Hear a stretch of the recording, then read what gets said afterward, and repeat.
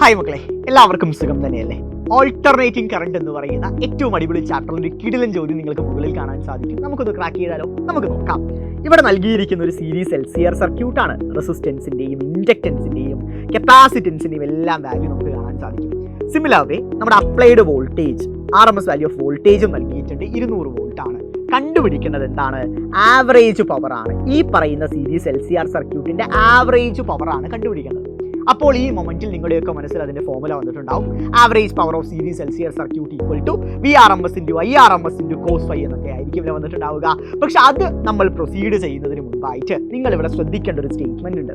എന്താണ് ആ സ്റ്റേറ്റ്മെന്റ് എന്ന് പറഞ്ഞാൽ, when the frequency of the supply equal to the natural frequency of the circuit എന്ന് പറയുന്നു. നമ്മൾ കൊടുക്കുന്ന സപ്ലൈ ഫ്രീക്വൻസി എന്ന് പറഞ്ഞാൽ ആ സർക്യൂട്ടിന്റെ നാച്ചുറൽ ഫ്രീക്വൻസിക്ക് ഈക്വൽ ആണെന്ന് പറയുന്നു. അത് ഏത് കണ്ടീഷനിലാണ് മക്കളെ അത്തരത്തിൽ ഈക്വൽ ആവുക? നമുക്ക് എല്ലാവർക്കും അറിയാം, അറ്റ് റെസൊണൻസ്. സോ അത് ഏത് കണ്ടീഷനാണ് മക്കളെ? അത് റെസൊണൻസ് കണ്ടീഷനിലാണ്. സോ റെസൊണൻസ് കണ്ടീഷനിലുള്ള സീരീസ് LCR സർക്യൂട്ട് ആണ് നൽകിയിരിക്കുന്നത്. സോ അതിന്റെ ആവറേജ് പവർ ആണ് നമുക്ക് കണ്ടുപിടിക്കേണ്ടത്. സോ ഫോർമുല എന്തായിരിക്കും? P average equal to VRMS × IRMS × cos ∅ വേണോ? വേണ്ട. കാരണം എന്താണ്? അവിടെ ഈ പറയുന്ന കറണ്ടും വോൾട്ടേജും same ഫേസിലാണ്.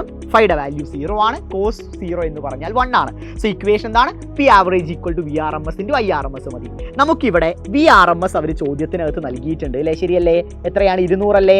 RMS value of voltage 200 volt ആണ്. പക്ഷെ IRMS നമ്മുടെ കൈവശമില്ല. ഫോർമുല എന്താണ്?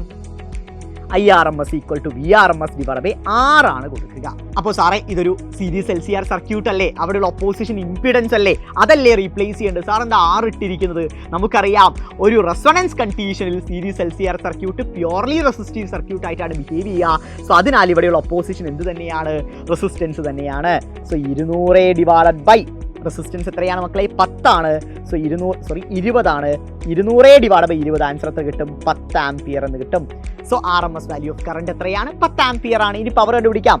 P equal to VRMS 200 ആണ്. IRMS 10 ആണ്. ആൻസർ എത്ര വരും? 2000 watt. This is our right answer.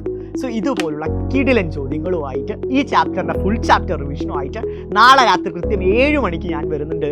So നിങ്ങളെല്ലാവരും കൃത്യസമയത്ത് ലൈവിൽ ഉണ്ടായിരിക്കണം. ഗംഭീരമായിട്ട് പഠിക്കാം. ലൈവിൽ കണ്ടുപിടിക്കാം.